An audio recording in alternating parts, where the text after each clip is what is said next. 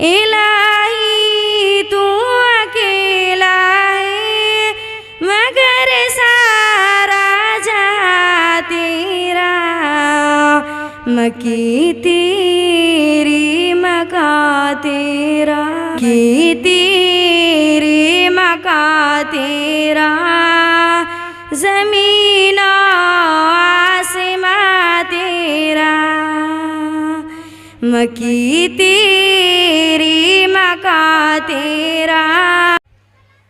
आत्महत्या इस्लाम के दृष्टि में यानी आत्महत्या करना कैसा है, यानी उससे कठिनाइयों से किन कठिनाइयों से गुजरने के बाद इंसान अपने ज़िंदगी से तंग आकर ये कदम उठाता है, उसकी वजाहत करने जा रही है जेबा नाजिम।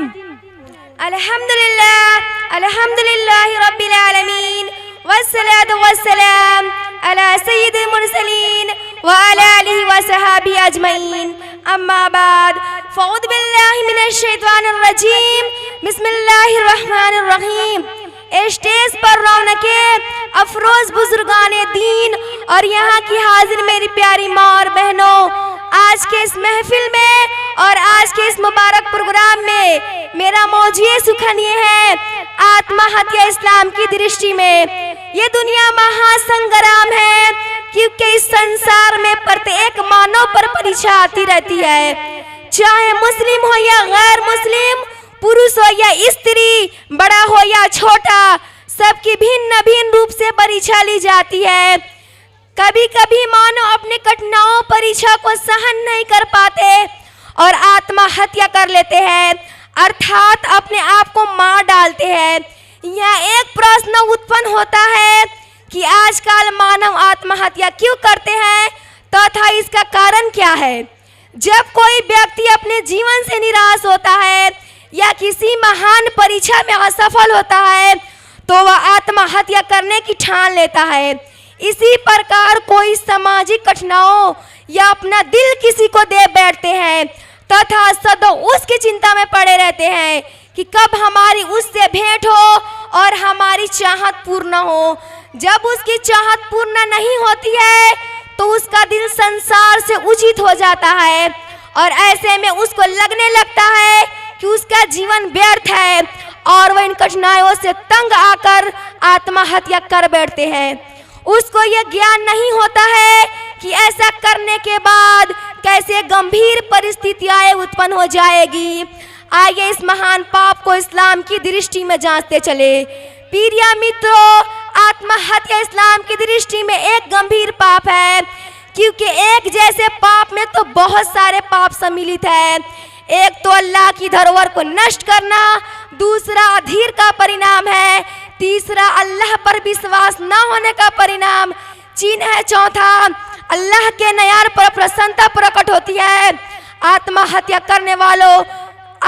करने वाले व्यक्ति पर अल्लाह ताला ने स्वर्ग को वजीत व हराम बताया है और आत्महत्या बहुत बड़ा पाप है, जैसा कि अल्लाह ताला ने पवित्र कुरान में घोषणा किया है, वला तक़्तुलू अनफुसकुम इन्नल्लाह कान बिकुम रहीमा। तुम अपने से अपनी जान मत लो, निश्चित रूप से ईश्वर तुम्हारे लिए दयालु है। इसी तरह नबी सल्लल्लाहु अलैहि वसल्लम का आदेश है, ला ज़ररा वला ज़िरार, कभी अपने आप को हानि ना पहुंचाए न दूसरों को। अर्थात जो व्यक्ति अल्लाह की तरफ से आए हुए फरमान आओ परीक्षा को सहन ना कर सके और कठिनाइयों पर धरोहर ना रख सके और वह अपने जीवन से निराश होकर अपने आप को मार डाले तो वह उसको नरक में डालेगा। क़ाल मन यक़नतु मिन रहमति रब्बी लज़ालून, अपने ईश्वर की दया से केवल भटके हुए लोग ही निराश होते हैं। इन दोनों आयतों से एब्सेंट होता है कि अल्लाह की दया से केवल नास्तिक और भटके हुए लोग ही निराश व उदास होते हैं, परिणाम स्वरूप वो आत्महत्या कर लेते हैं। प्रिय मित्रों, हजरत जुंदूब रज़ी अल्लाह अन्हु बयान करते हैं कि रसूलुल्लाह सल्लल्लाहु अलैहि वसल्लम ने घोषणा किया, तुमसे पहले जाति में एक व्यक्ति था जिससे एक घात चोट पहुंची तो उसे सहन ना कर सके और अपने हाथ काट डाले, फिर उससे खून जारी हुआ यहाँ तक कि वह संसार से चल बसा।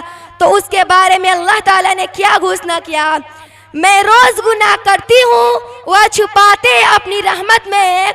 मैं रोज गुनाह करती हूँ, वह छुपाते हैं अपनी रहमत में। मैं मजबूर हूँ अपनी आदत से, वह मशहूर है अपनी रहमत से। मन क़तल नफ्स बिग़ैरि नफ्स औ फ़सादी फिल अर्ज़ फ़कअन्नमा क़तल अन्नास जमीआ। तथा हदीस शरीफ में रसूलुल्लाह सल्लल्लाहु अलैहि वसल्लम ने घोषणा किया, मोमिन व्यक्ति हमेशा खुशहाल में होता है, अर्थात उसको नेक कार्य की शक्ति मिलती रहती है, यहाँ तक कि वह नाहक किसी का खून न बहाए। अंत में अल्लाह ताला से प्रार्थना है कि हमें आत्महत्या जैसे गंभीर पाप से बचाए, उसको समाज से मिटा दे। आमीन सुम्मा आमीन। व आखिरी दवाना अनिल हम्दुलिल्लाहि रब्बिल आलमीन। अस्सलामु अलैकुम रहमतुल्लाहि व बरकातुहू। इस बज़्म के इरफा रवानी की ठिकाना ही नहीं, इस बज़्म के इरफा रवानी की कि जो भी लफ्ज है हर एक को माने व मानी है। इसके बाद सबीला अली अख्तर को मदहू किया जा रहा है। अल्लाह व बरकातुहू। नहमदुहु व नसल्ली अला रसूलिहिल करीम। अम्मा बाद। क़ाल अल्लाहु तबारक व तआला फ़ी क़ुरआनिल मजीद व फ़ुरक़ानिल हमीद। अर्रहमान अल्लमल क़ुरआन व ख़लक़ल इंसान अल्लमहुल बयान। स्टेज पर रौनक अफरोज बुजुर्गान दीन और यहाँ की हाजिर मेरी प्यारी माँ और बहनों, आज के इस महफिल में और आज के इस मुबारक प्रोग्राम में मेरा मौजूद सुखनीय है माशरे की तबाही के असबाब। रसूल सल्लल्लाहु अलैहि वसल्लम को रब्बे कायनात ने एक मुकम्मल जाबिते हयात देकर इस दुनिया में मबूस किया। आपने जिंदगी के तमाम पहलू पर था क़यामत इंसानों की रहनुमाई हिदायत के लिए जो वजह वसूल वाजिबात मुकर्रर किए। रसूल सल्लल्लाहु अलैहि वसल्लम ने इंसानों की फलाह और बहबूद के लिए जो जुबात वसूल लोगों के सामने रखे, उनमें से एक अहम तरीन कायदा ये था कि लोग एक दूसरे के साथ रहते हुए एक दूसरे के रंज और तकसीम करे और एक दूसरे के मददमानात करे। रसूल सल्लल्लाहु अलैहि वसल्लम ने फरमाया, जो अपने भाइयों के ऐब की पर्दापोशी करता है, क़यामत के दिन अल्लाह ताला उसके ऐबों को पर्दापोशी करेगा। जिस तरह उसने अपने भाई के गुनाह पर पर्दा डाला, क़यामत के दिन अल्लाह ताला जब सारे कायनात के लोग उसके सामने खड़े होंगे तो उसको ऐबों को पर्दापोशी करते हुए अपनी रहमतों से ढांप कर उसे जन्नतुल फिरदौस में अता फरमाएगा। पर्दापोशी इस्लामी तालीमात में बहुत अहमियत रखती है। मोमिनों को अपने भाइयों के गुनाह पर पर्दा डालना चाहिए, क्योंकि गुनाह के तशहर से लोगों के दिलों के अंदर से गुनाह के खिलाफ नफरत खत्म हो जाती है।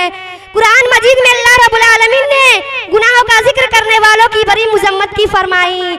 इन्नल्लज़ीना युहिब्बूना अन तशिअल फ़ाहिशतु फ़िल्लज़ीना आमनु लहुम अज़ाबुन अलीम फ़ी दुनिया वल आखिरत। वह लोग जो मुनकरात और फवाहिश का लोगों के दरमियान जिक्र करते रहते हैं, अल्लाह ताला का अज़ाब उस पर उस तरह का आएगा जिस तरह के बुराई का इर्तिकाब करने वालों पर आता है। हमारे माशरा के अंदर जो तबाही बर्बादी पैदा हो गई है, उसके असरात को देखते हैं तो हमें उसका अंदाजा होता है कि उम्मत मुसलमान ने अपनी नबी की तालीमात को छोड़कर किस तरह का अपना माशरा को ऐसा माशरा बना दिया है जिसको मुसलमान और इस्लामी माशरा कहते हुए शर्म आती है। माशरे के अंदर बेहयाई बेपर्दगी फैल चुकी है, मुस्लिम कौम बिल्कुल बिगड़ चुकी है, अंजाम से गाफिल हो चुकी है। आखिर गफलत की वजह क्या है? हम ये बेआसानी समझ सकते हैं कि पहले तो टीवी, सीयर, लैपटॉप, इंटरनेट, दिगर जदीद टेक्नोलॉजीज का नाम वो निशान तक नहीं था, लेकिन आज के जदीद दौर में ये सारी चीजें मौजूद है। इंसानी माशरे में बिगाड़ का एक अहम सबब यह भी है कि बल्कि अगर ये मान लिया जाए कि माशरे की बिगाड़ में सबसे बड़ी वजह यही है तो बेजाना होगा। ऐसा नहीं है कि इन जदीद टेक्नोलॉजीज का इस्तेमाल शरीयत में दुरुस्त नहीं, ये जायज़ है, लेकिन इसी वक्त जब शरीयत के हद में रहते हुए उनसे इस्तेफादा की जाए, किसी भी चीज़ को अगर बेजा इस्तेमाल किया जाए तो वह कभी सूदमंद साबित नहीं होता। मसला टेलीफोन, मोबाइल फ़ोन, दीगर साइंस नेटवर्क जिसके जरिए हम दूसरे के राबते में रहते हैं और एक दूसरे के हालात से बाखबर होते हैं, तो ये बहुत अच्छी बात है। इंशाअल्लाह वसूलुल अरहाम में शामिल होगा। अगर इनका इस्तेमाल इन्हीं रिश्तेदारों की बुराई, चुगली, गीबत की जाए और वक्त बेवक्त इसी फुन्नत में लगकर दीन और जिक्र इलाही से गाफिल हो जाए तो यही चीजें लौल हदीस में शामिल होगा। इंसानी माशरे में बिगाड़ का एक अहम मसला यह भी है कि आज की माँ अपने बच्चों को तरबियत में इस्लामी तालीमात को अपनाने से गाफिल है। आज की अक्सर माँ ऐसी है कि अपने बच्चों से छुटकारा पाने के लिए मोबाइल फोन, टेलीविजन में मुख्तलिफ किस्म के बच्चों को शौक के हवाले कर देती है और अपनी जिम्मेदारों से पलड़ा झाड़कर अपने कामों में मसरूफ हो जाती है। ये बच्चों के अंदर इखलाकी तबाही लाने के लिए काफी होती है। ऐसे उम्र में खैर व शिर्क की तमीज भी उसके अंदर नहीं होती और फिर बड़ा होकर भी कोई बुरा काम करता है तो उन्हें उसका अंदाजा भी नहीं होता कि काम अच्छा है या बुरा, वह बेफिक्र होकर करते रहते हैं। लिहाजा माओ को चाहिए कि वो अब्दुल कादिर जिलानी की माँ जैसी माएँ बने। उन्होंने कमसीनी ही में अपनी जान व माल की परवाह किए बगैर अपनी माँ की हिदायत पर अमल किया। माँ ने कहा था बेटा कभी झूठ ना बोलना, उन्होंने ऐसा ही किया। माँ के बातों के खिलाफ जाना उन्हें गवारा न हुआ।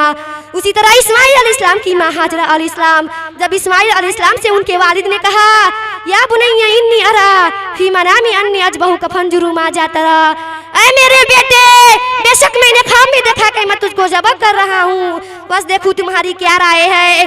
अता तो गुजार फरमाबरदार बेटा इस्माइल अलैहिस्सलाम का क्या जवाब होता है। या बातिफल मा तुमरु सतुजन इंशाअल्लाह मिनस साबिरीन, ऐ मेरे वालिद आप उस काम को कर डालो जिस काम का करने का आपको हुक्म दिया गया है, इंशाअल्लाह आप मुझे सब्र करने वालों में से पाएंगे।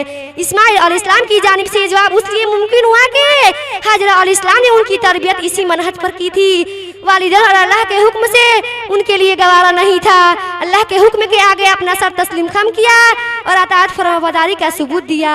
इस्माइल अलैहिस्सलाम जैसी औलाद की जानिब से ये जवाब उसी वक्त मुमकिन हो सकता था कि जब उनकी माएँ उन्हें इसी तरह तरबियत दे के अल्लाह के मामले में कुछ भी कर गुजारने का जज्बा उनके अंदर उभारे और अल्लाह के अहकामात में सख्त नतीजे रुसवाई और अजाब से डराए। आखिरी में अल्लाह रब्बुल आलमीन से दुआ है कि हर शख्स के लिए जरूरी है कि वह अपनी औलाद की तरबियत शरई तरीके पर करे। सबसे पहले बच्चों को शरई और दीनी तालीम दिलाए, उसके अंदर सालिहत पैदा करे। जब बच्चा साले होगा तो माशरा भी साले होगा, बड़ा होकर यही बच्चा कौम और माशरे का कायद रहनुमा होगा।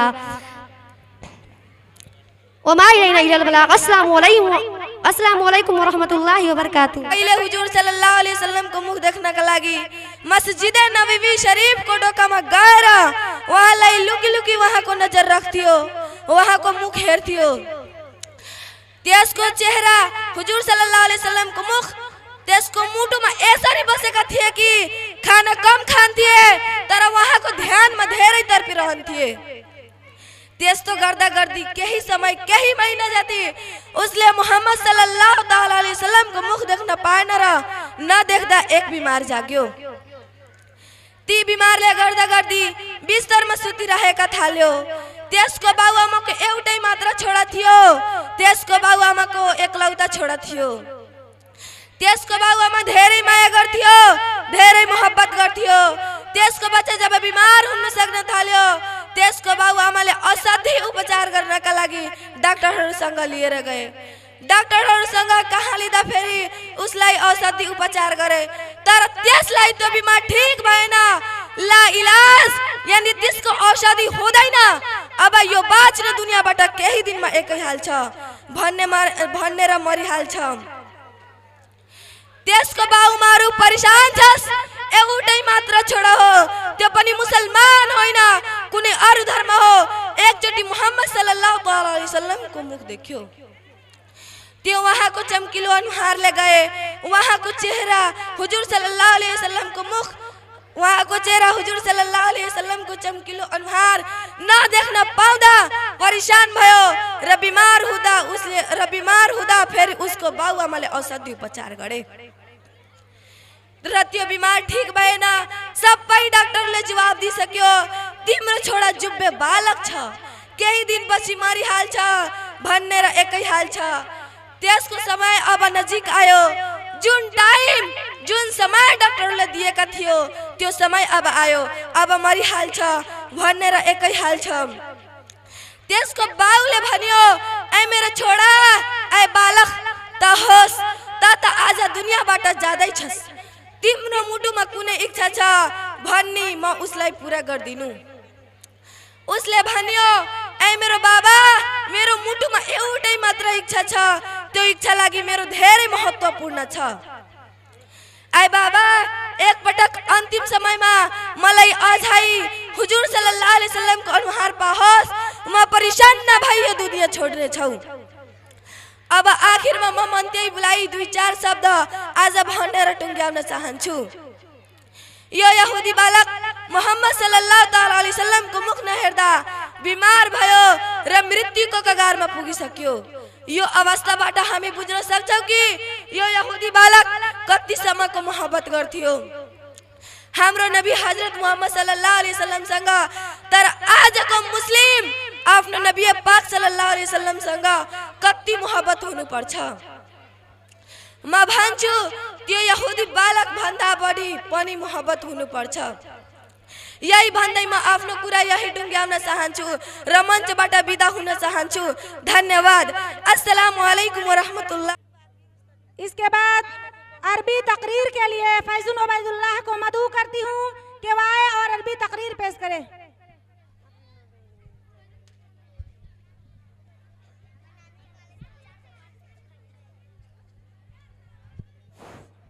अस्सलामु अलैकुम व रहमतुल्लाहि व बरकातुहू। नहमदु व नुसल्ली अला रसूलिहिल करीम।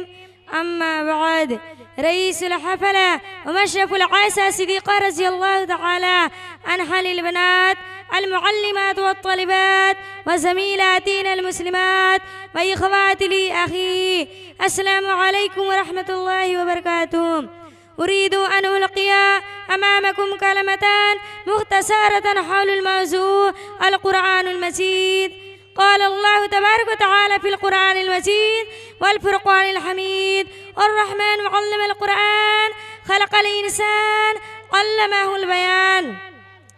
القرآن كتاب مبارك وهو كلام الله ليس فيه شك للمسلمين والمسلمات، والكافر له شك جزاء جهنم خالدين فيها أبدا، كما قال الله تعالى في سورة البقرة: ذلك الكتاب لا ريب فيه هدى للمتقين، كتاب سماء 40 توراة زبور إنجيل قرآن مجيد. وفي القرآن جميع الأحكام موجود. إن الشرك لظلم عظيم، كما قال الله تعالى في سورة الإخلاص: قل هو الله أحد الله الصمد لم يلد ولم يولد ولم يكن له كفوا أحد. قال سائر جميع العلوم في القرآن ولكن تقاصر فهم الرجال. قال الله تعالى: إلهكم وإله واحدا وهو على كل شيء قدير. خلق السماوات والأرض والشمس والقمر والجبال وخلق الليل والنهار وخلق كل شيء، كما قال الله تعالى: إن الله على كل شيء قدير. لسان عربي لازم ضروري وللبنين والبنات وللمسلمين والمسلمات وللمؤمنين والمؤمنات. والقرآن غير مخلوق بل مخرج من صدر الله، كما قال عليه الصلاة والسلام: تبرك بالقرآن فإنه كلام الله خرج منه، وفي القرآن شفاء للناس، كما قال الله تعالى في سورة بني إسرائيل: ننزل من القرآن ما هو شفاء ورحمة للمؤمنين. تعلم القرآن للمسلمين عزته للكافرين زلته. محمد رسول الله صلى الله عليه وسلم، وهو رحيم كريم شفيع المذنبين وسيد المرسلين خاتم النبيين بخلق الله خلق عظيم، كما قال الله تعالى في سورة نون: والقلم وما يسطرون إنك لعلى خلق عظيم. أقسام أخلاقي 3: خلق عظيم، خلق كريم، خلق حسنة. قال عليه الصلاة والسلام: خيركم من تعلم القرآن وعلمه. القرآن كتاب عظيم في تعاليمه ثواب الدنيا والآخرة، من العمل به نفع كثيرة فوز كبير. وللبنين والبنات مجتهدة بنات محبوبة لهن فوز كبيرة. لسان عربي لسان القرآن، لسان رسول الله، لسان البرزخ، لسان الجنة. قال الله تعالى: إنا نحن ننزل القرآن وإنا له لحافظون وما علينا إلا البلاغ. ربنا تقبل منا إنك أنت السميع العليم. السلام عليكم ورحمة الله وبركاته. तुम शौक से सारे फंसी को इतनी है गुजारिश सब तुमसे, तुम शौक से सारी फंसी को इतनी है गुजारिश तुम सबसे, इस्लाम पे जिससे आँच आए तुम ऐसी पढ़ाई मत करना। उसके बाद नाजरा सनाउल्लाह को मदऊ करती हूँ कि वह आए और अपनी तकरीर पेश करें।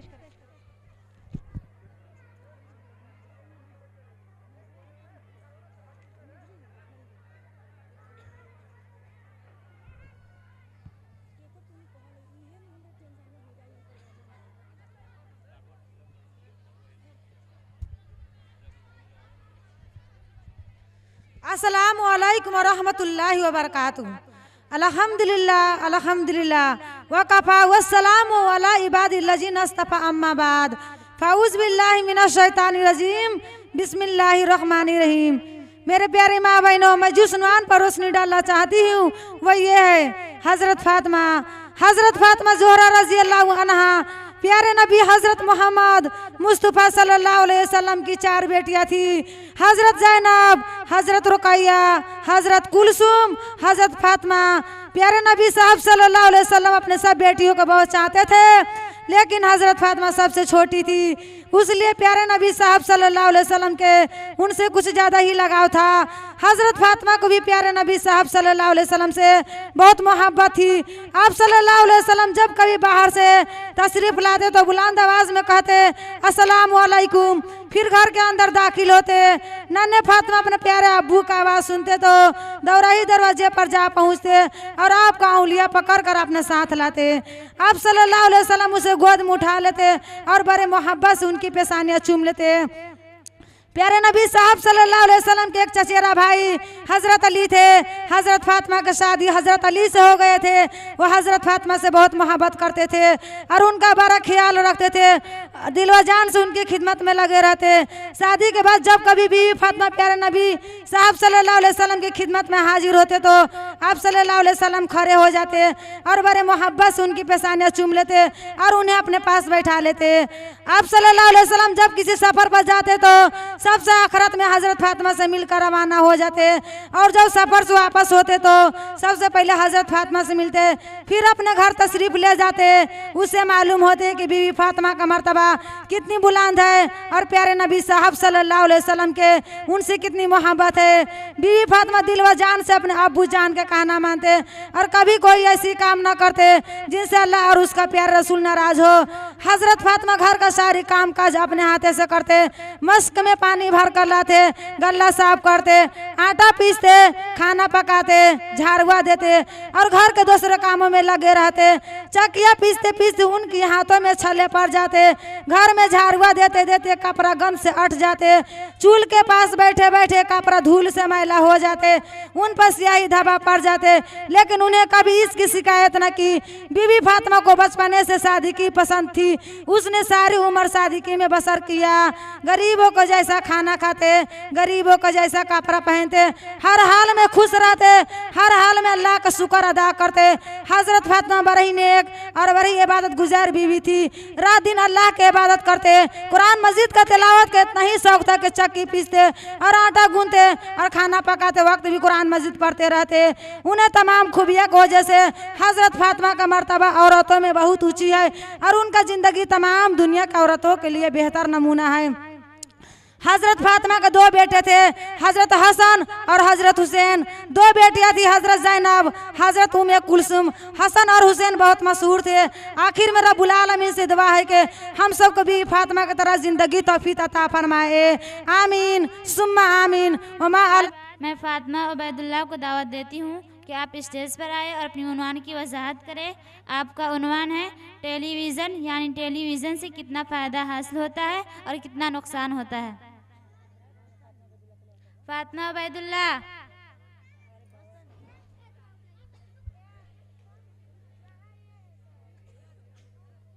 अस्सलामु अलैकुम रहमतुल्लाहि व बरकातुहू।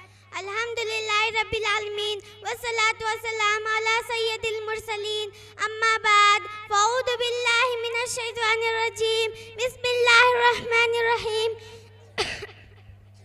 मेरी प्यारी माँ बहनों, आज मैं जिस उन्वान पर रोशनी डालना चाहती हूँ वो ये है हज़रत उमर का इस्लाम। हज़रत उस्मान जब मुसलमान होते तो उनके चचा ने उनको रस्सी से बांध कर मारा। हज़रत जुबैर जब मुसलमान होते तो उनके चचा ने उनको चटाई में लपेट कर उनकी नाक में धुआं देते थे। हज़रत सऊद अपने कबीला में मौजूद थे, ताहम इस्लाम के जदम में कबीला बनु असद उनको बहुत सताते थे। खुद रसूलुल्लाह सल्लल्लाहु अलैहि वसल्लम के साथ बड़ी बड़ी बेअदबियाँ और गुस्ताखियाँ हो रही थी। तान तारीफ के बातें तो कहते ही थे, उसके साथ साथ जिस्मानी तकलीफ भी पहुंचाते थे। जिस रास्ता से आप आते जाते थे कभी कभी उसमें कांटे बिछा देते थे, कभी आपके ऊपर कोई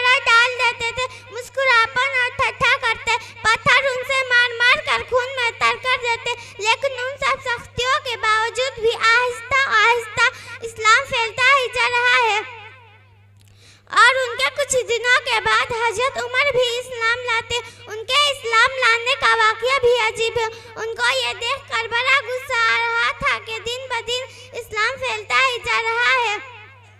उनका खात्मा हो जाए तो ये झगड़ा ही मिट जाएगा। बस ताव में आकर तलवार लेकर निकल पड़े। रास्ता में एक मुसलमान मिल गए। उन्होंने पूछा, उमर कहाँ जा रहे हो? उमर ने अपना इरादा जाहिर कर दिया। अब आखिर में अल्लाह रब्बुल आलमीन से दुआ है कि हम सब को नेक राह पर चलने की तौफीक अता फरमाए। आमीन सुम्मा आमीन। वमा अलैना इल्लल बलाग। अस्सलामु अलैकुम रहमतुल्लाहि व बरकातुहू।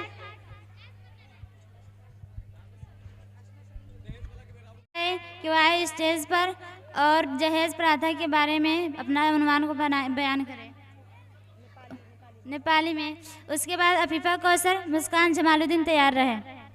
अलैकुम रहमतुल्लाहि व बरकातुहू।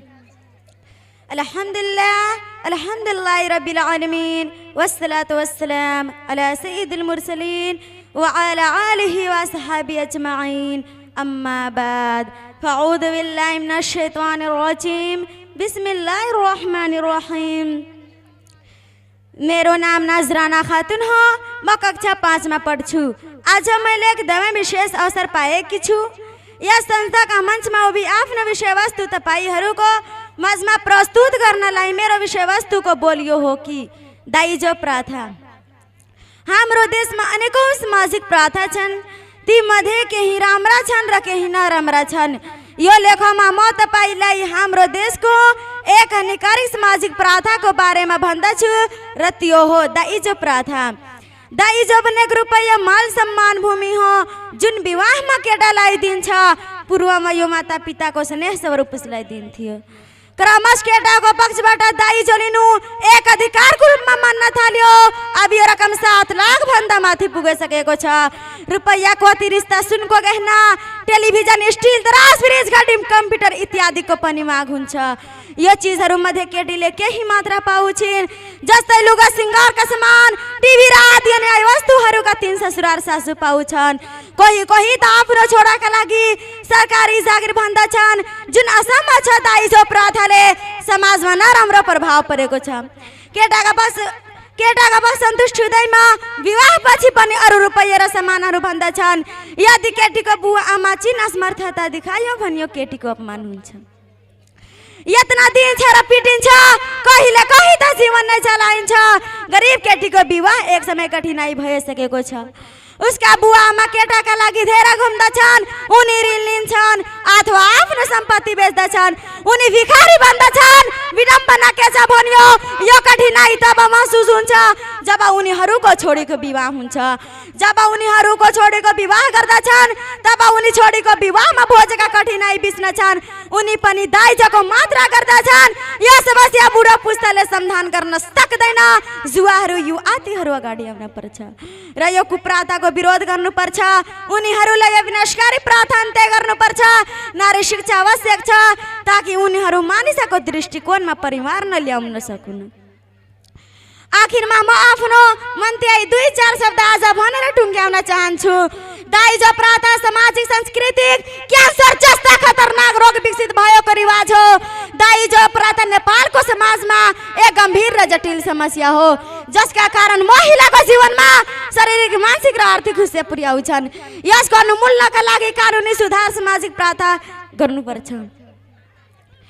दाइजो प्रथा र त्यससँग जोडिएका लैङ्गिक मानसिकतामा परिवर्तन र व्यापक शिक्षा र जनचेतनाको आवश्यकता पर्दछ। दाइजो प्रथा र त्यससँग जोडिएका लैङ्गिक मानसिकतामा दाइजो प्रथा र त्यससँग जोडिएका उन्मूलनको लागि कानुनी सुधार, सामाजिक प्रथा अन्त्य गर्नुपर्छ। अफीफा कौसर, मुस्कान जमालुद्दीन तैयार रहे।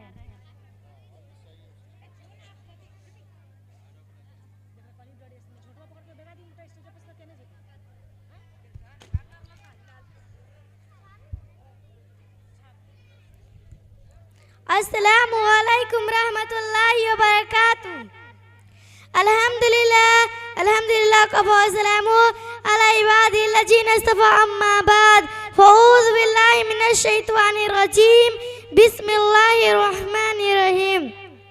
मेरी प्यारी माँ और बहनों, आज मैं जिस उन्मान पर रोशनी डालना चाहती हूँ वो ये है नबी और रसूल, अल्लाह ताला का बहुत बड़ा एहसान है कि उसने अपने पाक बंदों को भेजा ताकि हमें अच्छे बातें बताते हैं जिनसे हमारी दुनिया भी दुरुस्त हो और आखिरत भी दुरुस्त हो।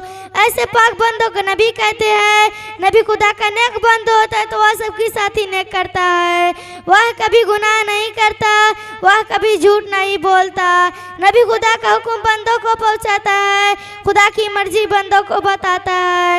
नबी खुदा की किसी हुक्मों को नहीं छुपाता, नबी खुदा की किसी हुक्मों में कतर बुयूनत नहीं करते। नबी के दिल में तमाम इंसानों की भलाई का दर्द होता है, इंसानों की बुराई से नबी का दिल दुखाता है, उसका मन कुड़ता है। नबी सारे आदमियों को अपने औलाद की तरह देखता है और उनकी भलाई चाहता है। जैसे मेहरबान बाप चाहता है कि उसकी औलाद प्यार मोहब्बत से रहे, दीन और दुनिया में तरक्की करे, ऐसा ही नबी चाहता है कि सारे इंसान आपस में प्रेम मोहब्बत से रहे, दीन और दुनिया में तरक्की करे और आखिरत में भी उनको आराम मिले, उनकी दर्जा बुलंद हो। अल्लाह ने बहुत से नबी भेजा। हज़रत आदम अलैहिस्सलाम सच्चे नबी थे, हज़रत नूह अलैहिस्सलाम सच्चे नबी थे, हज़रत इब्राहिम अलैहिस्सलाम सच्चे नबी थे, हमारे नबी सल्लल्लाहु अलैहि वसल्लम सच्चे नबी थे। आखिर में दुआ है कि हम सब मुसलमान नबी और रसूल होने पर यकीन करने की तौफीक अता फरमाए। आमीन सुम्मा आमीन। वमा अलैना इल्लल बलाग। अस्सलामु अलैकुम रहमतुल्लाहि व बरकातुहू।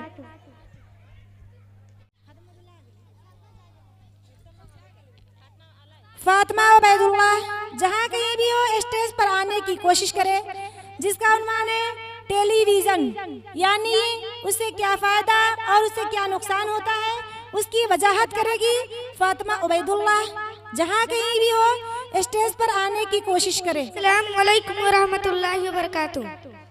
अल्हम्दुलिल्लाह रब्बिल आलमीन वस्सलातु वस्सलाम अला सय्यिदिल मुरसलीन व अला आलिहि अस्सहाबिहि अजमईन। अम्मा बाद फ़अऊज़ु बिल्लाहि मिनश शैतानिर रजीम। बिस्मिल्लाहिर रहमानिर रहीम।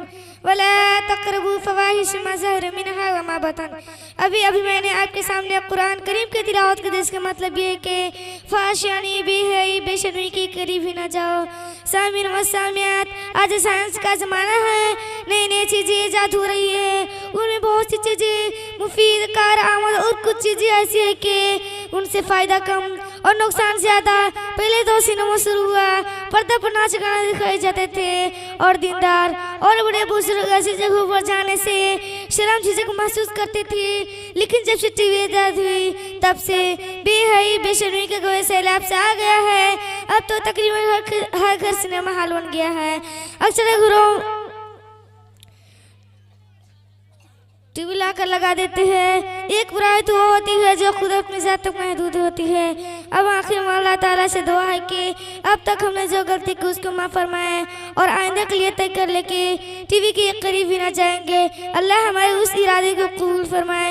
आमीन सुम्मा आमीन। कि वो मुकालमा के लिए तैयार रहे। सूरह फातिहा यानी इंग्लिश, नेपाली, उर्दू और अरबी में जो 4 भाषा में उन लोगों को दिया गया है, तो वो लोग यानी उसको करने के लिए तैयार रहे।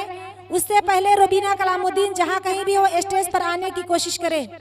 अस्सलामु अलैकुम रहमतुल्लाहि व बरकातुहू। बिस्मिल्लाहिर रहमानिर रहीम। नहमदु व नसल्ली अला रसूलिल करीम। अम्मा बाद फ़अऊज़ु बिल्लाहि मिनश शैतानिर रजीम। बिस्मिल्लाहिर रहमानिर रहीम। लक़द काना लकुम फ़ी रसूलिल्लाहि उस्वतुन हसना। मेरी प्यारी बहन और दूसरा से आई हुई मेहमानान गिरामी, मैं आज के इस प्रोग्राम में मैं आप लोगों के सामने कुछ अर्ज करना चाहती हूँ। वो ये है रिसालत। मैंने आपके सामने कुरान पाक की तिलावत का शर्फ हासिल किया, उसी की रोशनी में चंद बातें अर्ज करना चाहती हूँ। आर्ट का इम्तिहान में बच्चों की एक क्लास की तस्वीर बतौर नमूना दी गई और कहा गया कि जो उस तस्वीर से जितनी ज्यादा मिलती जुलती तस्वीर बनाएगा इतना ही अच्छा नंबर उसको मिलेगा। एक तालिब इल्म ने सोचा कि क्लास तो बहुत मामूली तस्वीर है, लाओ मैं एक कार की तस्वीर बना दूं। चुनांचे उसने खूबसूरत सी कार बना दी। जब नतीजा आया तो कार की तस्वीर बनाने वाले बच्चे फेल था, क्योंकि उसने क्लास की तस्वीर नहीं बनाई। इसी तरह अल्लाह का फरमान है हम मुसलमानों के लिए कि ऐ मुसलमानों, तुम्हारे लिए जिंदगी गुजारने का बेहतरीन नबी सल्लल्लाहु अलैहि वसल्लम की सीरत है। अपनी 24 घंटे की जिंदगी में अपना खाना पीना, सोना, जागना, उठना, बैठना, अपनी तिजारत वगैरह सब रसूल सल्लल्लाहु अलैहि वसल्लम के तरीके पे ले आओ तो तुम दुनिया और आखिरत और अगर तुम्हारा अमल रसूल सल्लल्लाहु अलैहि वसल्लम के तरीके के खिलाफ रहा तो तुम नाकाम हो जाओगे, चाहे तुमको पूरी दुनिया की बादशाहत क्यों न मिल जाए। सामीन सामियात, आज हम मुसलमान हुजूर अकरम सल्लल्लाहु अलैहि वसल्लम की सुन्नत पर बहुत कम अमल कर रहे हैं। इसी वजह से आज हम जलील और परेशान हैं। अल्लाह ने हर ज़माने हर अपने बंदों को सीधे रास्ते पर चलाने के लिए इंसान में से अपने मासूम बंदों को भेजा है। उन्होंने बताया कि अल्लाह की मर्जी किन बातों में है और अल्लाह किन बातों से नाराज होता है। उन्होंने अच्छी बातों की तालीम दी और बुरी बातों से रोका। उन्हें मासूम बंदों का नबी रसूल और पैगंबर कहा जाता है। जिन लोगों ने अपने औकात के नबी की बात मान ली वो कामयाब हो गए और जिन लोगों ने उनकी बात ना मानी वो नाकाम हो गए। सबसे आखिर में अल्लाह ने अपने प्यारे महबूब और रसूल हज़रत मोहम्मद सल्लल्लाहु अलैहि वसल्लम को उस दुनिया में भेजा। आप सल्लल्लाहु अलैहि वसल्लम ने लोगों को अच्छी बातों की तालीम दी और कहा कि अल्लाह के अलावा कोई इबादत के लायक नहीं है, सिर्फ उसी का कहना मानो और उसी की इबादत करो और मुझको अल्लाह को रसूल मानो, निज मेरे बताए हुए तरीके पर चलो। जिन लोगों ने आप सल्लल्लाहु अलैहि वसल्लम को आराव को बात माना अल्लाह ने उनको कामयाब किया, वो मुसलमान कहलाए और जिन्होंने इनकार किया वो नाकाम हो गए। अल्लाह का शुक्र है कि हम हुजूर सल्लल्लाहु अलैहि वसल्लम को मानते हैं, हम आप सल्लल्लाहु अलैहि वसल्लम के लाइयो कलमा के दिल से मानते हैं। क्या अच्छा हो कि हमारी जगह हुजूर सल्लल्लाहु अलैहि वसल्लम की सुन्नत पर भी अमल करें। अब आखिर में अल्लाह रब्बुल आलमीन से दुआ है कि अल्लाह हमें हुजूर सल्लल्लाहु अलैहि वसल्लम का सच्चा पक्का उम्मती बनाए के हम आपका पैगाम को दुनिया के तमाम इंसानों तक पहुंचाए और खुद उन पर अमल करें। आमीन सुम्मा आमीन व आखिर दवाना अल्हम्दुलिल्लाहि रब्बिल आलमीन। अस्सलामु अलैकुम व रहमतुल्लाहि व बरकातुहू। इसके बाद मैं शहनाज जाफ़र को दावत देती हूँ कि आप आए, आप स्टेज पर आए और आप अपने उन्वान की वजाहत करें। शहनाज ज़फ़ीर, जहाँ कहीं वो जल्दी स्टेज पर आ जाए। आपका उन्वान है इस्लाम दरअसल क्या है, यानी उसको समझाने के लिए आ रही है शहनाज ज़फ़र। बरकातुहू। अल्हम्दुलिल्लाह अल्हम्दुलिल्लाह रब्बिल आलमीन अस्सलातु वस्सलाम अला सय्यदिल मुरसलीन अम्मा बाद फ़ऊज़ु बिल्लाहि मिनश शैतानिर रजीम बिस्मिल्लाहिर रहमानिर रहीम। मेरी प्यारी माँ बहनों, मैं जिस उम्मान पर रोशनी डालना चाहती हूँ वह ये है, दिन क्या है। अल्लाह का प्यारा नबी सल्लल्लाहु अलैहि वसल्लम ने अल्लाह की मर्जी के मुताबिक ज़िंदगी गुजारने के रहन सहन के जो तरीका वो हमको बताए उसका नाम दिन है। उस दिन की बुनियाद 3 चीज़ पर कायम है। नंबर 1 ईमान, नंबर 2 इस्लाम, नंबर 3 एहसान। यह भी कह सकते हैं इन तीनों चीज़ों का मजबूआ का नाम दिन है। ईमान का मतलब यह है कि हम दिल से इन 6 बातों को यकीन करें। अल्लाह ताला मौजूद है, वह एक है, वह लिख और खालिक है और वह इबादत की लायक है। फरिश्तों पर ईमान लाना जो कि खुदा की एक मखलूक है। अल्लाह पाक ने अपने बंदों की हिदायत के लिए कुरान मजीद से पहले और बहुत सी किताब नाजिल की है। हमारी आखिरी नबी से पहले और बहुत सी नबी और रसूल दुनिया में भेजे जा चुका है जिन पर यह किताब नाजिल हुई थी। कयामत आने वाला है, तकदीर हक है, यानी अल्लाह पाक ने दुनिया को हर चीज़ों को पैदा करने से पहले उसका अंदाज़ा मुकर्रर कर दिया है और अब सब इस मुकर्रर अंदाज़ा की मुताबिक हो रहा है, यहाँ तक कि हमारा अच्छा बुरा काम भी। इस्लाम का मतलब यह है कि हम ज़बान से उस बात की गवाही दी और इकरार करें मोहम्मद सल्लल्लाहु अलैहि वसल्लम के रसूलुल्लाह।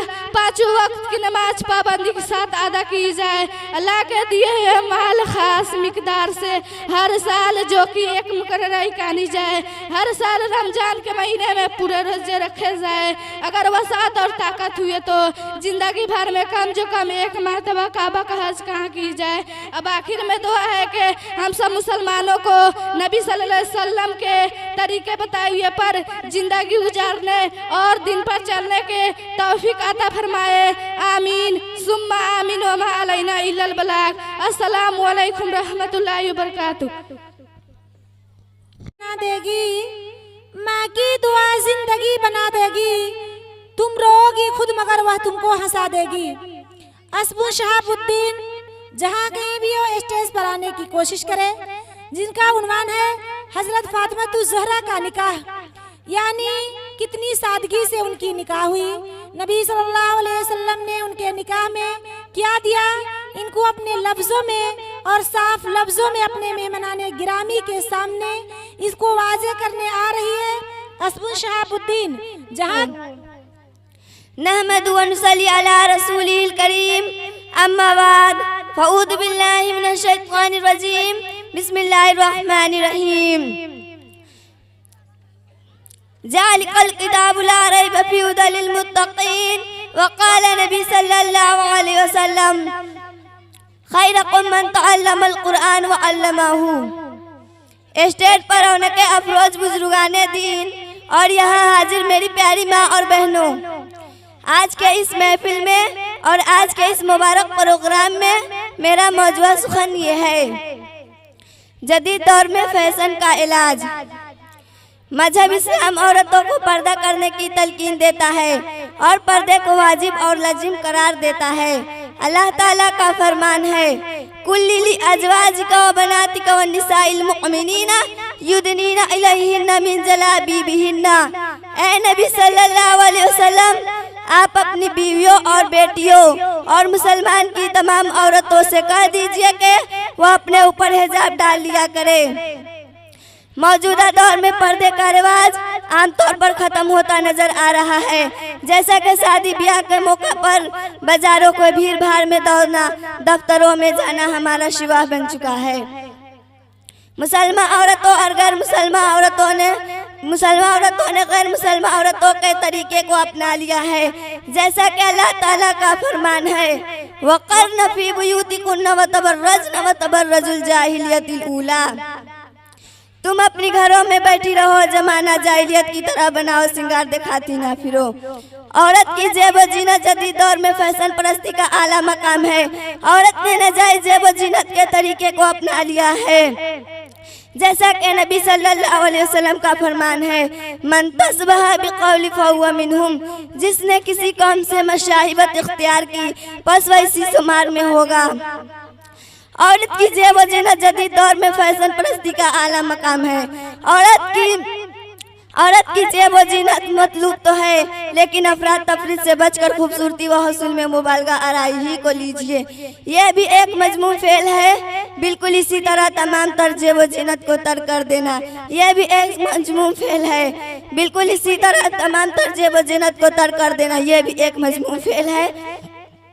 जैसा कि अल्लाह ताला का फरमान है, कुल मन हर्रमा ज़ीनतल्लाहि लती अखरजा लिइबादी वल तय्यिबाती मिन रिज़्क़ि कुल्लिया लिल्लज़ीना आमनू फ़िल हयातिद दुनिया खालिसतन यौमल क़ियामत।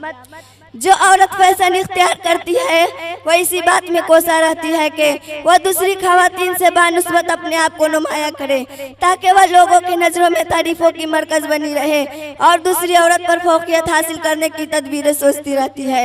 इसीलिए आप फैशन के दिलदारा खातून को दो हालतों से बाहर नहीं पाएंगी, एक तो फख्र व गुरूर की हालत, दूसरी बुग़्ज़ व हसद की हालत। ये दोनों हालतों में जो नुकसान है वह मख्फी और पोशीदा नहीं। मौजूदा दौर के खवातीन बहुत तरीके से फैशन करती है। नील पॉलिश जिसमें केमिकल की माजिश होती है, उसलिए औरत जब खाना खाती है तो पेट में दाखिल होकर नुकसान का जरिया बनता है। लिपस्टिक जो सुअर की चर्बी और उसके अल्कोहल के इस्तेमाल से बनती है, जो कि इस्लाम में सरासर हराम है। ब्यूटी पाउडर जो आजकल बाजारों में फेस पाउडर के नाम से बिकने लगी है, उसमें सिकम मादर में मौजूद बच्चा के बाफ्तों से बनाया जाता है। क्या किसी खातून अपनी इस्लाम की ज़मीर को गवारा करेगी कि मुर्दार की पिसी हुई हड्डी को अपने मुकर्रम चेहरे पर लगाएगी? फैशन का इलाज हमें किसी तरीके और किसी बना पर करना होगा। उसके कुछ दर्ज झेल है। सही तालीम व तरबियत के मुताबिक औरत उसके सामने जीनत इख्तियार कर सकती है, जिनके सामने अल्लाह ताला ने सूरह नूर में फरमाता है, सूरह नमल में फरमाता है, औरत की जेब व जीनत मतलूब तो है, लेकिन अफराद तफरीद से बचकर खूबसूरती व हुस्न में मुबालगा आराई ही को लीजिए। किताब व सुन्नत की पैरवी, एक होनहार मुअल्लिमा व तालिबा को किताब व सुन्नत की पैरवी करना चाहिए। हराम व हलाल के दरमियान फर्क पैदा करना चाहिए। माशरा में बिगड़ती हुई बुराइयां जो नए नए रूप में जन्म ले रही है, उन्हें ऐसे दूर करना चाहिए और हमें कुरान व हदीस की रोशनी पर अमल करना चाहिए, जैसा कि अल्लाह ताला का फरमान है, या बनी आदम कद अंजलना अलैकुम लिबासन युवारी ज़ालिका खैर ज़ालिका अय्यामिल्लाहि लअल्लहुम यज़क्करून। तकवा वता चेहरे को पुरौनक और खूबसूरत बनाती है, जिससे कुव्वत और कमाल पैदा होती है। कुदरती ज़रा का इस्तेमाल से औरत जीनत इख्तियार कर सकती है, जिसके बहुत से तरीके हैं। अच्छे अंतवाजी गजा का इस्तेमाल, चहलकदमी, जश्मानी वर्जिश, गोसुल आफ्ताबी, सुबह सुबह मर्दों और औरतों का उठना, खुसूसा औरतों को। इस तरह से औरत शहद के जरिए हुस्न व जमील बन सकती है। शहद के बारे में अल्लाह ताला ने सूरह नमल में फरमाता है, फीही शिफाउल लिन्नास, उसमें शिफा है लोगों के लिए। कुदरती मेहंदी के जरिए औरत खूबसूरती हासिल कर सकती है। कुदरती सुरमा का इस्तेमाल, कुदरती सुरमा भी इख्तियार जीनत में से है, क्योंकि हुजूर सल्लल्लाहु अलैहि वसल्लम अज़मत सुरमा लगाया करते थे और लगाने की रुग़बत भी दिलाई है। अज़मत सुरमा इस्तेमाल करो, क्योंकि वह बुनाई को तेज करती है और बालों को उगाती है। एक रवायत में है, खैरुकुम मन तअल्लमल कुरानु, एक रवायत में है, इन्नल्लज़ीना अक़हलकुमुल अस्मदा, तुम्हारी सब सुरमों से बेहतर अस्मत सुरमा है। खुलासा कलाम यह है कि औरत उन्हीं के सामने जीनत इख्तियार कर सकती है जो उनके मुहर्रम है। आखिर में रब्बुल आलमीन से दुआ है कि हम सब प्यारी माँ और बहनों को जायज़ और नाजायज़ चीज़ों के दरमियान फ़र्क पर्दा करने की तमीज़ की सलाहियत अता फरमाए और असराफ से काम ना ले और जायज़ जीनत करने की तौफीक अता फरमाए और नाजायज़ जीनत से बचाए। आमीन सुम्मा आमीन। वमा इलैना इल्लल बलाग। हूँ कि आप स्टेज पर आए। आपका उन्वान है हजरत फातिमा का निकाह। उसके बाद हस्बन गयासुद्दीन, कायमा अतीउल्लाह, सफीना करनाइल तैयार रहे।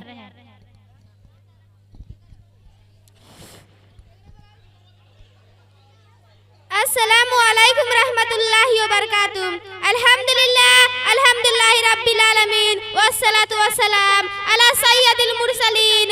अम्मा बाद, फ़अऊज़ु बिल्लाहि मिनश शैतानिर रजीम, बिस्मिल्लाहिर रहमानिर रहीम। मेरे प्यारे माँ बहनों, मैं जिस उन्वान पर रोशनी डालना चाहती हूँ वो ये है हजरत फातिमा ज़ोहरा का निकाह। हजरत सल्लल्लाहु अलैहि वसल्लम की औलाद ये सब सोचती थी चहेती और साहबजादियाँ सबसे छोटी थी। आप सल्लल्लाहु अलैहि वसल्लम को जरा सोच भी तकलीफ पहुँचती थी तो बेचैन हो जाती थी, नेकी और पाकजी पर अपने मिसाल नहीं रखती थी। अब वो जवान हो चुकी थी, 18 साल की उम्र हो चुकी थी, शादिया का पैगाम आने लगे थे, मगर हुजूर सल्लल्लाहु अलैहि वसल्लम के दिल में कुछ और ही बात थी। ये ख्याल था कि उसके लिए ऐसा ही जोर का लड़का भी मिले। हजरत अली हुजूर सल्लल्लाहु अलैहि वसल्लम को साए में पले थे। हजरत अली ने अपने दरखास्त पेश की तो अपने पेश करने से पहले मंजूर हो चुकी थी। हजरत ने बीवी फातिमा से दरियाफ्त की तो चुप रहिए गोया रजामंदी का इजहार था।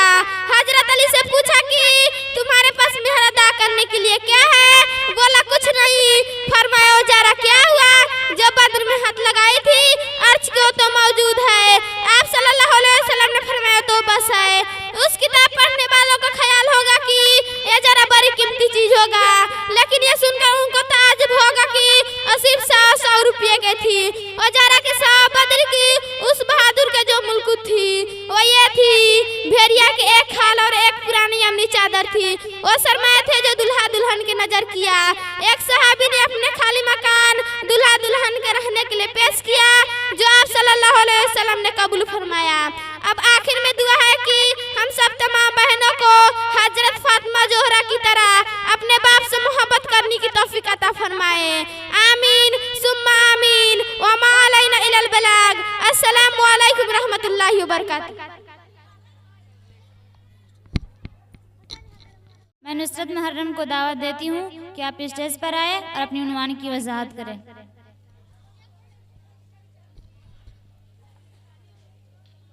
अस्सलामु अलैकुम रहमतुल्लाहि व बरकातुहू। बिस्मिल्लाहिर रहमानिर रहीम। मेरे प्यारे माँ और बहनों, जिस उन्वान पर रोशनी डालना चाहती हूँ वो ये है कुरान और हदीस। अल्लाह की तरफ से जो किताबें अल्लाह की रसूल को उतारी गई, उन्हें यह सबसे आखिरत में किताब कुरान शरीफ है, ये सब का सबसे एक मर्तबा नहीं उतारी। हमारे रसूल मोहम्मद सल्लल्लाहु अलैहि वसल्लम मक्का में पैदा हुए हैं। आपके बचपन का, जिंदगी का, जवानी भी गुजर गई, जब आपका उम्र 40 वर्ष के हो गए तो हजरत जिब्रील अलैहिस्सलाम अल्लाह के पैगाम लेकर आपके पास आए और कुरान की कुछ आयतें आप पर नाजिल की गई और उसी दिन से आप अल्लाह के रसूल बन गए और कुरान का उतरना शुरू हो गया। रसूल होने के बाद आप 33 वर्ष उस दुनिया में जिंदा रहे, 13 साल मक्का में और 10 साल मदीने के लिए कहीं ज्यादा रहे। इस मंदिर में कुरान शरीफ थोड़ा थोड़ा मौका बे मौका उतरते हैं और 33 वर्ष में ये इसका 30 पारा पूरी हो गई। जब कोई इस औरत में आयतें नाजिल होते हैं रसूलुल्लाह सल्लल्लाहु अलैहि वसल्लम उसको लिखने दिए करते थे और बहुत से मुसलमानों को ज़बान में याद कर लिए करते थे। कुरान शरीफ से पहले जो किताबें नाजिल हुई थी उन्होंने लोगों को रद्द बदल कर दिया था, इसीलिए हजरत को कुरान का हिफाजत का बड़े फल थे। लोगों को उसका अल्फाज भी याद करते और उसका मानी मतलब को भी खूब समझाया और उसका हर हुक्म पर खूब अमल किया और अपने साथियों को भी जिनको सहाबी कहते थे तो उन पर अमल किया। हजरत सल्लल्लाहु अलैहि वसल्लम कुरान का हुक्म और आयत का मतलब को भी ज़बान बताया करते थे, भी अमल करके लोगों को समझाते थे। भी लोग कोई थे जो काम करते देखते तो उस पर अपनी पसंद की का इजहार फरमाते हैं। आप सल्लल्लाहु अलैहि वसल्लम की अपने बातें कोई हदीस करते हैं, कुरान का सच्चे मतलब हदीस से बहुत है आता है, इसीलिए मुसलमानों को वही जो कुरान और हदीस दोनों को मानते हैं। कुरान का अल्फाज आज भी उसी तरह मौजूद है जिन तरह हजरत के जमाने में थे और हदीस का जरा मानी और मतलब भी महफूज है, इसीलिए ना किसी न रसूल का आने की जरूरत है और नहीं किसी अपनी किताब की।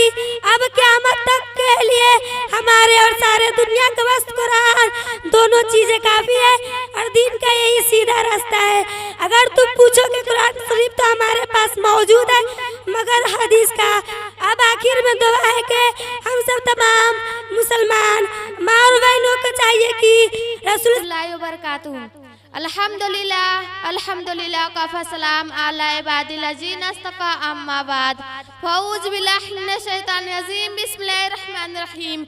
मेरे प्यारे माँ बहनों, मैं जिस ईमान पर रोशनी डालना चाहती हूँ वो ये है नमाज। अल्लाह हमारा मालिक है, हमारा माबूद है, हम सब उसकी बंदे हैं, अल्लाह की इबादत करते हैं। इबादत की सबसे अच्छा तरीका नमाज है। मस्जिद अल्लाह की इबादत का घर है, हम मस्जिद में नमाज पढ़ते हैं। अल्लाह पाक है, पाक और सफाई को पसंद करते हैं, हम पाक साफ रहते हैं, गंदगी से बचते हैं, अच्छी तरह वजू करते हैं, पाक जिस्म और पाक लफ्ज के साथ मस्जिद जाते हैं। जब हम मस्जिद दाखिल होते हैं तो पहले दाएं पाँव अंदर रखते हैं और ये दुआ पढ़ते हैं, अल्लाहुम्मा मफ्तली अब्वाबा रहमतिका, आए अल्लाह मेरे लिए अपनी रहमत का दरवाजा खोल दे।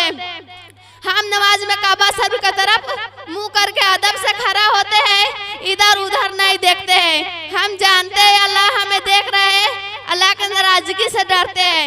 हम नमाज में किसी से बात नहीं करते हैं, न शोर करते हैं, न हंसते हैं, न शोर मचाते हैं, दिल लगाकर नमाज अदा करते हैं। नमाज में हम अल्लाह के आगे हाथ बांधकर खड़ा होते हैं, उसी को आगे रुकू करते हैं और उसी को सजदा करते हैं। अब आखिरी में दुआ है हम सब मुसलमान भाइयों को मस्जिद में नमाज पढ़ने की तौफीक अदा फरमाए। आमीन सुम्मा आमीन व मा अलैना इल्लल बलाग। अस्सलामु अलैकुम रहमतुल्लाहि व बरकातुहू। दरवेश को दावत देती हूँ कि आप आए और अपने उन्वान की वजाहत करें। आपका उन्वान है हब्स की तरफ हिजरत। इसके बाद कायमा अतीउल्लाह तैयार रहे।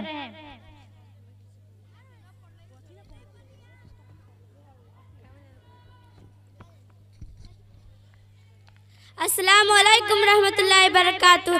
अल्हम्दुलिल्लाह रब्बिल आलमीन वस्सलातु वस्सलाम अला सय्यिदिल मुरसलीन अम्मा बाद फ़ऊज़ु बिल्लाहि मिनश शैतानिर रजीम बिस्मिल्लाहिर रहमानिर रहीम। ए मेरे प्यारे माँ बहनों, जिस ईमान पर रोशनी डालना चाहती हूँ वो ये है हबस की तरफ हिजरत। हमारे हजरत के साथ मक्के वालों ने ज्यादती और बेअदबी कर रही थी, उसको तो आप ही बर्दाश्त नहीं कर रहे थे और उसके बावजूद भी आपके ऊपर जान के खतरे थे।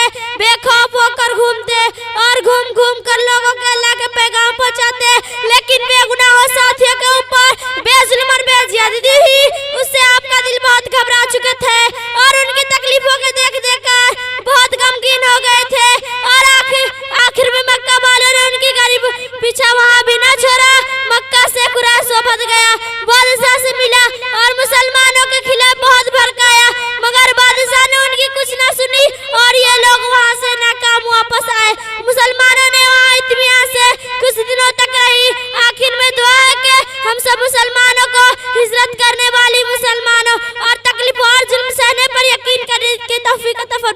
आमीन सुम्मा आमीन व मा अलैना इल्लल बलाग। अस्सलामु अलैकुम रहमतुल्लाहि व बरकातुहू।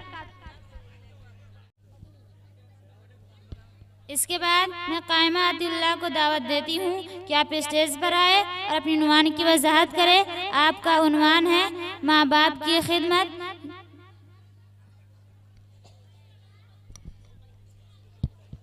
अस्सलामु अलैकुम रहमतुल्लाहि व बरकातुहू।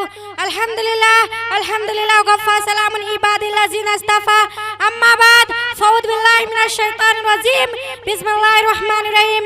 मेरी प्यारी माँ बहनों, आज मैं जिस ज़ुबान पर रोशनी डालना चाहती हूँ वो ये है माँ बाप की खिदमत। हमारे हज़रत सल्लल्लाहु अलैहि वसल्लम के पास एक साहब आए और दरियाफ्त किया, या रसूल सल्लल्लाहु अलैहि वसल्लम मैं किसकी खिदमत करूँ? हज़रत सल्लल्लाहु अलैहि वसल्लम ने जवाब दिया माँ की। पूछने वाले ने दरियाफ्त किया फिर किसकी? हमारे हज़रत सल्लल्लाहु अलैहि वसल्लम ने जवाब दिया माँ की। तीसरी मर्तबा दरियाफ्त किया फिर किसकी? हज़रत सल्लल्लाहु अलैहि वसल्लम ने वही जवाब दिया। चौथी मर्तबा दरियाफ्त किया, या रसूल सल्लल्लाहु अलैहि वसल्लम मैं किसकी खिदमत करूँ? हज़रत सल्लल्लाहु अलैहि वसल्लम ने जवाब दिया बाप की। बच्चों, अक्सर ऐसा होता है बाप का खौफ दिल में ज़्यादा है, इसलिए बाप का दाब ज़्यादा किया जाता है और माँ की खिदमत और माँ का दम में तज़ीम है, बेपरवाही से काम लिया जाता है और माँ का दम में तज़ीम है। माँ की खिदमत में किसी किस्म का कोताही ना किया जाए, बल्कि माँ की खिदमत को मुकद्दम रखा जाता है। माँ बच्चों के लिए बहुत ज़्यादा तकलीफ उठाते हैं, बरसों उसका पैखाना पेशाब साफ करते हैं, रातों को उसके लिए जगते हैं, अपने नींद को खराब करती है, बच्चों को सुलाते हैं। लिहाजा माँ का दब बहुत ज़्यादा ज़रूरी है। तुम अपनी प्यारी अम्मी जान को दब करो, उनको कहना मानो, उनकी नाराज मत करो, उनकी दुआएं लेके रहो। माँ की दुआएं औलाद के लिए बहुत कबूल होते हैं। माँ बहुत बड़े नेमत है। अब आखिरी में अल्लाह रब्बुल आलमीन से दुआ के यहाँ पर बैठे हुए तमाम भाई और बहनों को माँ बाप की खिदमत का तौफीक फरमाए। आमीन शुम्मा आमीन व मा अलैना इल्लल बलाग। अस्सलामु अलैकुम रहमतुल्लाहि व बरकातुहू। इस पर आए और अपनी उन्वान की वजाहत करें। आपका उन्वान है काफिरों का नबी सल्लल्लाहु अलैहि वसल्लम को सताना। उसके बाद सजरुन राजा हुसैन तैयार रहे। अस्सलामु अलैकुम रहमतुल्लाहि व बरकातुहू। अल्हम्दुलिल्लाह अल्हम्दुलिल्लाह वस्सलातु वस्सलाम अला सय्यिदिल मुरसलीन। अम्मा बाद फ़ऊज़ बिल्लाहि मिनश शैतानिर रजीम। बिस्मिल्लाहिर रहमानिर रहीम। मेरी प्यारी माँ बहनों, आज जिस मान पर रोशनी डालना चाहती हूँ वो ये है काफिरों के नबी सल्लल्लाहु अलैहि वसल्लम का सताना। रसूल सल्लल्लाहु अलैहि वसल्लम की इसकी खबर मिल गई, आप सल्लल्लाहु अलैहि वसल्लम के हुक्म से यहाँ से मदीना जाने की तैयारी है। मसरूफ होगी। पहला अपने खास दोस्त हजरत अबू बकर को अपनी इरादे खबर दी, फिर हजरत अली को समझाया गया मेरे पास मक्का की फला की मानदेय रखी हुई है, मेरे जाने के बाद तुम इन सबको देना, उसके बाद तुम भी पहले आना। उधर कुरैश के सरदारों नौजवानों को चुन चुन कर मुकर्रर कर रखी थी। जो नापाक फैसला पर अमल कर एक रात से नौजवानों ने नंगी तलवार लेकर साथ अल्लाह रसूल को घर को घेर लिए। नाकी रात में बैठ गए ताकि किसी तरफ से भी निकल कर भाग न सके, और जब सो जाते तो अचानक उन पर टूट पड़ते। आखिर में दुआ है कि हम सब तमाम मुसलमानों को ज्यादा से ज्यादा अल्लाह की इबादत करने की तौफीक अता फरमाए। आमीन सुम्मा आमीन व मा अलैना इल्लल बलाग। अस्सलामु अलैकुम रहमतुल्लाहि व बरकातुहू। उसके बाद सजरुन राजा हुसैन आए। बात करें, आपका उन्वान है हज़रत अबू तालिब और हज़रत खदीजा का इंतकाल। उसके बाद रुक़ैया मुज़फ़्फ़र सबीला शहादत गुलिस्ता खुशबुद्दीन तैयार रहे।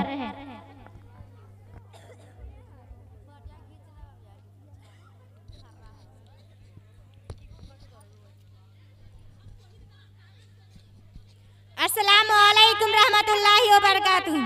अल्हम्दुलिल्लाह अल्हम्दुलिल्लाह वस्सलाम अला इबादिहिल्लज़ीना इस्तफ़ा। अम्मा बाद फ़ऊज़ बिल्लाहि मिनश शैतानिर रजीम। बिस्मिल्लाहिर रहमानिर रहीम। मेरी प्यारी माँ और बहनों, आज मैं जिस नाम पर रोशनी डालना चाहती हूँ वो ये है अबू तालिब और खदीजा का इंतकाल। घाटी के मुसीबतें से रहाई पाने की बाद हमारे हजरत के लिए बड़ी परेशानियाँ हुई कि हजरत के चचा अबू तालिब का इंतकाल हो गए।